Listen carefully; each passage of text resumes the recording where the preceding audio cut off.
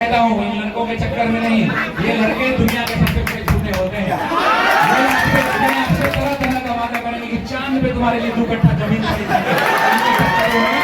नहीं आना है, इस बात को ध्यान रखिएगा।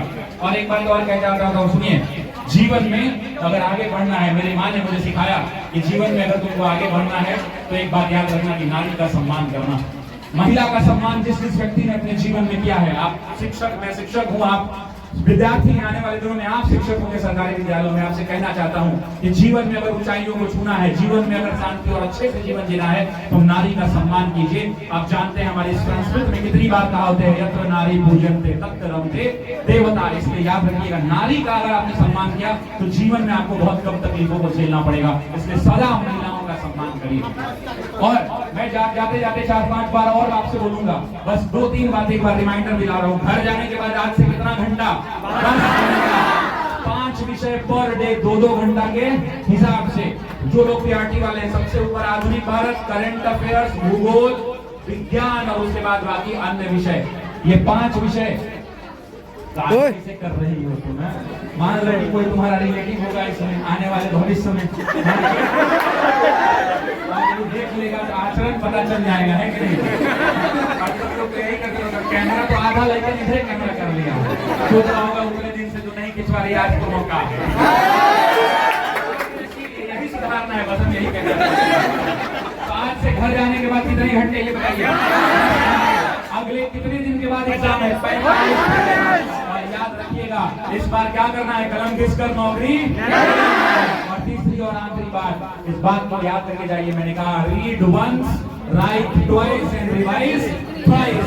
एक बार पढ़ना है, 2 बार लिखना है और 3 बार उसको रिवाइज करना है। इतना ही मैं आपसे कहना चाहता हूँ। और जितनी भी महिलाएं हैं, आप कब तक जानती हैं आपका नौकरी नहीं होगा तो क्या होगा? आपको पता है, आप शादीशुदा हैं, हम सब बिहार से आते हैं, मध्यम वर्गीय परिवार के लोग हैं, जानती है क्या होगा? गांव से भी हैं आप, गांव में क्या होता है, अब आप टेंशन में मत आ जाइएगा ना। मैं आपसे कहना चाहता हूं कि आप शादीशुदा हैं, आपकी नौकरी नहीं होगी, सासू माँ 1 बार मौका देगी, 2 बार मौका देगी। हम सब जिस परिवार से आते हैं उस परिवार में कितनी बार आपको मौका मिलेगा? 3 बार मिलेगा। और तीसरा तो ये मौका है नहीं, TRE 3 है ये। तो इसलिए मैं आपसे कहना चाहता हूँ, अगर आपकी मेहनत में कमी रह गई, नौकरी किसी कारणवश नहीं हो पाई, तो क्या होगा भाई?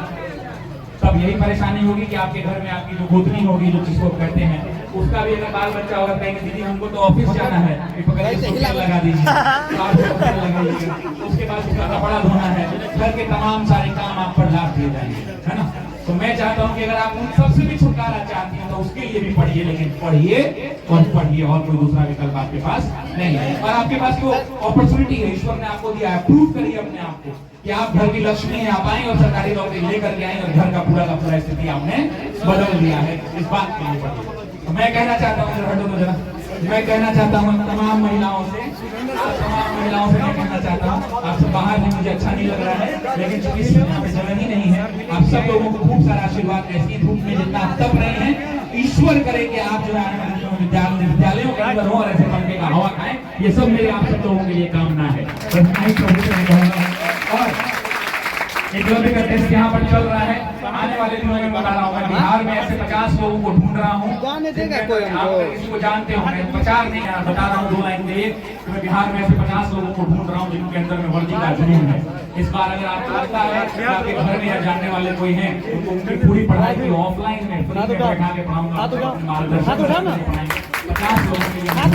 तो उसमें अगर आपकी जानकारी में कोई होगा तो बता दीजिएगा, कोई पैसे का खर्च उसको नहीं आएगा।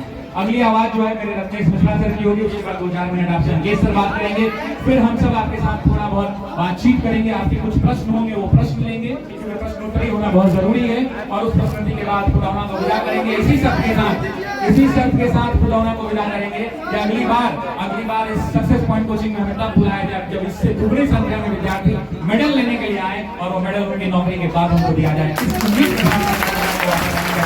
अगली आवाज हमारे रत्नेश मिश्रा सर की।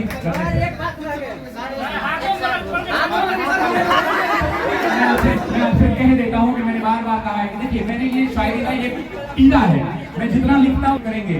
मैं एक घटना सुनाता हूँ, सच्ची घटना सुनो। मैं आपको एक सच्ची घटना सुनाता हूँ। अभी ये पिछले बैच की कहानी, TRE 3 की कहानी है। ऊपर वाला जो पटना में हमारा मुसल्लमपुर का सेंटर है, उस सेंटर के ऊपर वाले हॉल में क्लास चलती है। सुनिए, एक छोटी सी कहानी है, 1 मिनट की। उस हॉल के अंदर लगभग 800-900 लोग एक बड़े हॉल में बैठते हैं, एक साथ भीड़ होती है भारी। उसमें मैं जब उस हॉल में गया, मुझे इस बात की जानकारी नहीं थी। जब एक दिन, और जनरली आप देखेंगे ना कि उसमें 2-3